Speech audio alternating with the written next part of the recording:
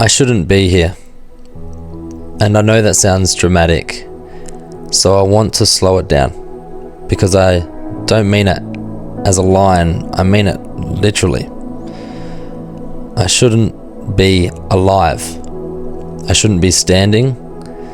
There are scans and statistics that say this room shouldn't be listening to me right now.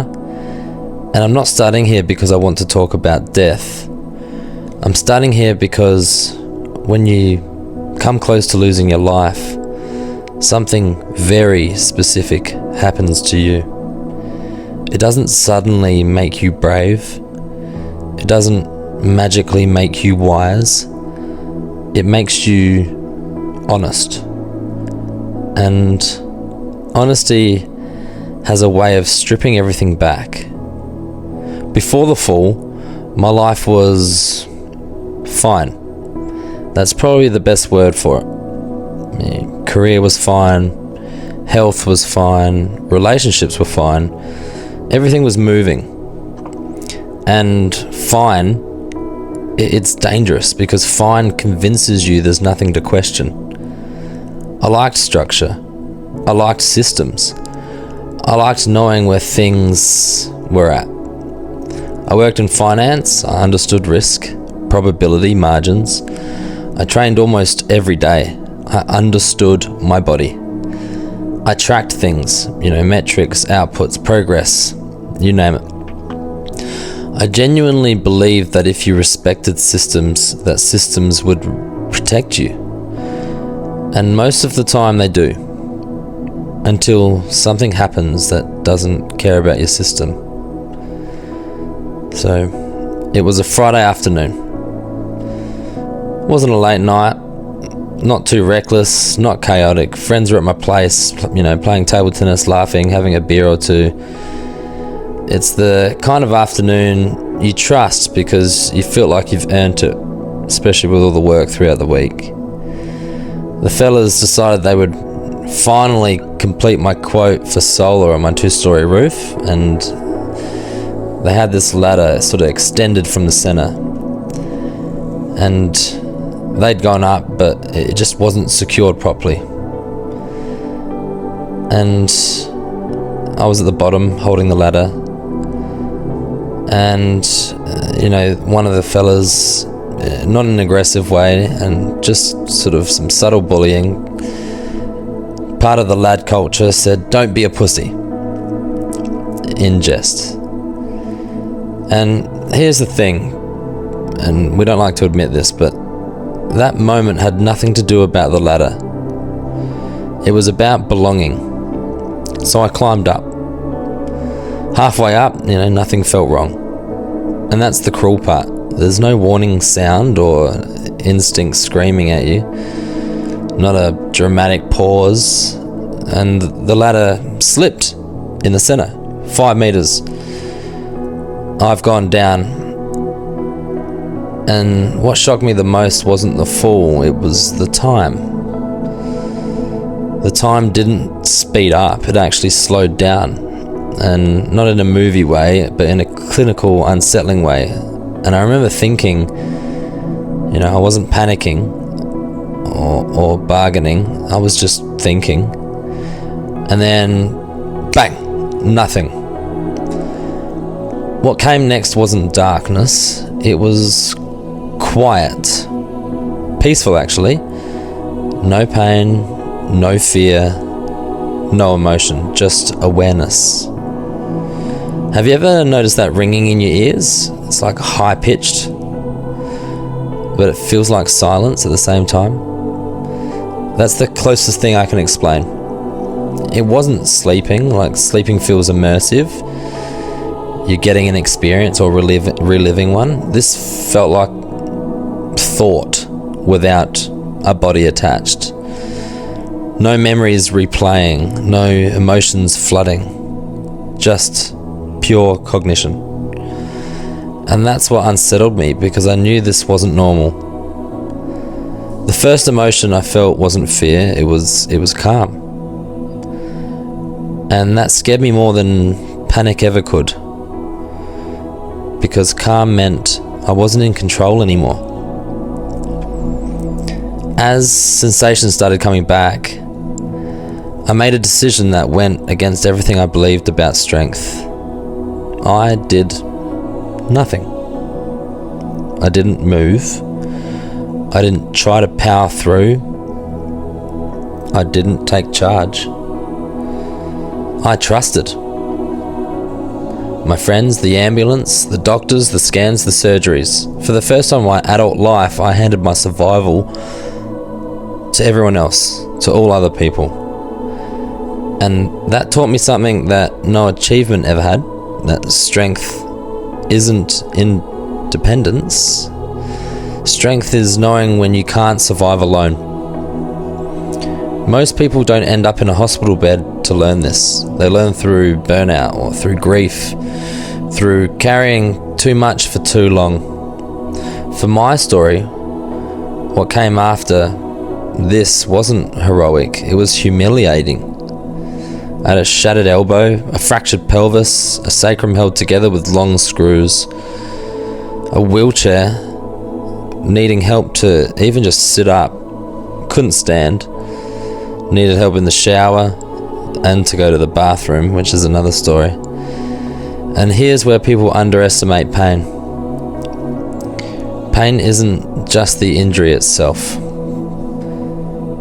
Pain is living inside your body when your body no longer feels like home. I remember lying there absolutely drenched in sweat. And not warm sweat, but like the cold, clammy, uncontrollable sweat. The kind that soaks the sheets and makes you feel disgusting just laying there in your own skin. And I couldn't do anything about it. I couldn't sit up properly. I couldn't roll over. I couldn't even wipe myself down properly. I just lay there, wet, sticky, smelly, embarrassed, just waiting. All I desperately wanted was to feel normal. Not healed, not strong, just normal. I wanted to feel dry. I wanted clean skin. I wanted to not smell like hospital or the consequences of medication. I didn't want to smell like fear. And something as simple as a shower, something that you never think about, became terrifying. Because showering hurt. Not uncomfortable hurt, like everything hurt. Standing, sitting, either hurt. Water hitting my skin, that hurt. Being moved especially, hurt the most. I remember bracing myself just for the transfer. You know, from bed to bed or bed to seat.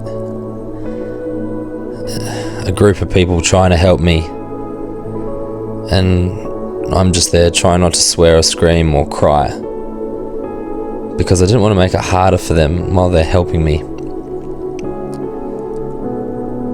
And then there's the exposure. There's no dignity in that moment.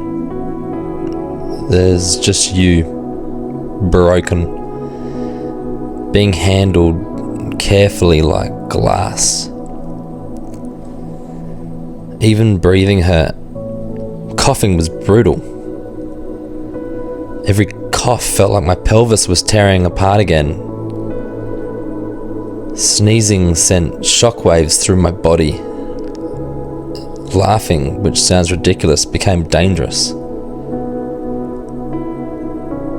I started suppressing normal human reactions. holding on to my coughs and shallow breaths. Pain taught me to fear my own body. And I remember thinking, why is just existing so uncomfortable? That's when it hit me. This wasn't about pain anymore. This was about losing the feeling of being at home in my own body. I would have given anything just to feel neutral. Not pain-free, just neutral. To not be hyper aware of every nerve. To not be counting seconds. To not be bracing for the next movement. That desperation strips you back. It strips your ego, it strips ambition, it strips life down to one question. Can I exist without suffering for 5 minutes? And that's a humbling place to live. The medication did strange things, so did helplessness. At one point I became the naked guy in the hospital. Not because I wanted to be, but because dignity and morphine just didn't coexist very well. Humour became survival, because humour doesn't mean you're not in pain, it means you're still alive inside. Then there was my family. This was the part I didn't expect to change me as much as it did. My dad, who I'd spent most of my life feeling like I needed to prove myself to, didn't need me to be tough anymore. He didn't need me to be capable. He didn't need me to be successful. He didn't ask about work. He didn't ask what the plan was. He just needed me to still be here. And that hit me harder than the injury ever did. Because in those moments I felt this strange mix of relief and grief. Relief that I didn't have to perform anymore. And grief for how long I'd been doing it. How long I'd been confusing strength with being impressive instead of just letting myself be his son. And then there was my mum. She hadn't taken care of me like that since I was a kid. But she didn't hesitate. She just stepped straight back into that role. She didn't treat me like a professional. She didn't treat me like a adult who should have had it all together. She treated me like her son. And lying there broken, sweaty, embarrassed, needing help with the things I never thought I'd need help with again, something really painful clicked. I'd grown so used to being capable that I'd forgotten how safe it feels to be cared for. Not fixed, not rushed, just cared for.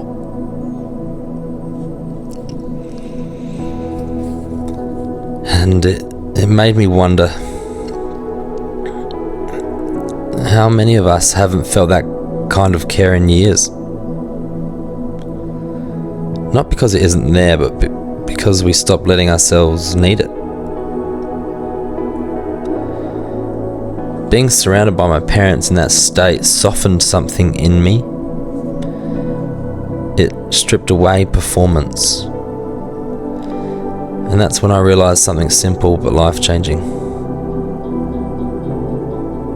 Unconditional love doesn't wait for achievement. It doesn't wait for strength. It exists before all of that. I was feeling grateful. People showed up. People carried weight I didn't know I was allowed to put down. And that changed how I see connection forever. But then the adrenaline wore off. The visitors stopped coming. The doctors stopped saying that I was lucky. I was alone with my body. And survival stopped feeling like a win. It felt like a question. What now? No one tells you how much grief lives in losing function. It's quiet grief. The grief of reaching for something and your arm not responding. The grief of trying to sit up and your body saying no. And the hardest part, you don't just grieve what you've lost. You grieve who you were when you could do it.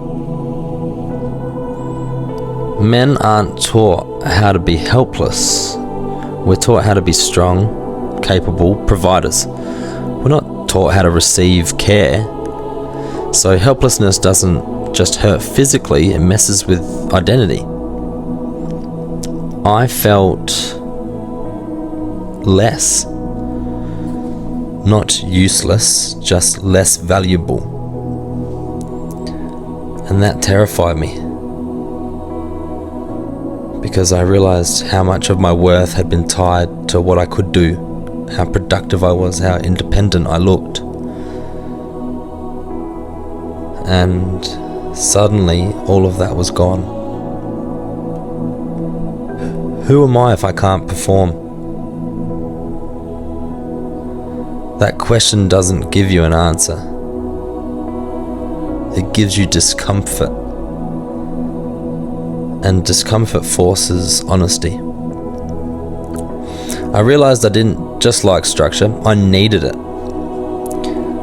Structure gave me the illusion of control. Finance, training plans, schedules. They all whispered the same lie. If you do the right things, nothing bad will happen. That life fell apart on that Friday afternoon. There was some anger, quiet anger at my body, anger at randomness, anger at how fast life can change, and shame for feeling angry when I was lucky to be alive. But here's the truth. You can be grateful and devastated at the same time. I stopped pretending I was fine. Not to others, to myself. I stopped minimizing it, stopped rushing the healing, stopped pretending resilience meant silence, and things started to shift. I loved my career, I loved the structure, but lying there I realized my value had been delegated to a role, a system, permission. And when my capacity dropped, my sense of worth went with it. This wasn't about quitting, it was about flexibility. For my rehab, for my mental health, for a life that didn't fit rigid boxes anymore. The life I'd built was impressive, but it wasn't resilient. Being forced to slow down made me listen. To my body, to my patterns, to how often I tied worth to output. The injury didn't create that. It exposed it. I wanted ownership of time, direction, meaning. Oakwood Finance didn't come from ambition, it came from vulnerability. From understanding what it feels like to be uncertain and exposed and needing guidance. Strength stopped meaning push through, it started meaning pay attention. My body healed faster than my mind. My mind replayed things. Fear crept in. Quiet fear. What if it happens again? What if safety was always an illusion? That wasn't weakness. That was my nervous system trying to protect me. I shared parts of my journey, TikTok and Instagram, and it wasn't for attention, but it was to process. And I was very lucky. A mentor reached out with one question: are you okay? And I sort of said something I never really allowed myself to say. I said, I don't know. I'm in a wheelchair with a broken arm and a noisy mind. I learned how to sit with pain, mine and other people's. Pain doesn't disappear when you help others, it becomes useful. Meaning doesn't arrive all at once, it grows quietly. My family didn't fix me, they anchored me. My dad sat with me. My mum asked what I needed. I didn't need to earn love. There were small moments that mattered more than milestones with them. The sunlight, the stillness, my cat curling up beside me. They were some moments. Nothing productive happened, and yet everything healed. So I started seeing the parallel. That physical injury is visible, but the mental injury isn't. But the immobilization feels the same. Helping others didn't distract me from pain, it gave me context. Once you're aware, you can't go back to autopilot. You don't bounce back, you rebuild forward. Changed, more aware. At some point, I realized this story wasn't just about me. Survival doesn't ask for gratitude, it asks for honesty. What are you going to do now that you know? I didn't want a life built purely on momentum anymore. I wanted intention.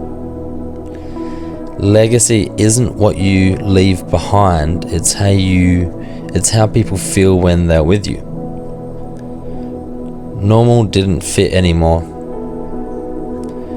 Most people don't lack opportunity, they lack permission. Permission to slow down, to change direction, to admit the old way isn't working. Sometimes life gives you that permission violently. Sometimes it whispers. Either way, the choice is yours. So I'll leave you with this. What part of your life are you outgrowing? What warning signs are you minimizing? Where are you surviving but not really living? Because I shouldn't be here. And because I am, I won't waste it. Don't wait for the fool to ask why you're climbing, because sometimes life doesn't ask politely. Thank you.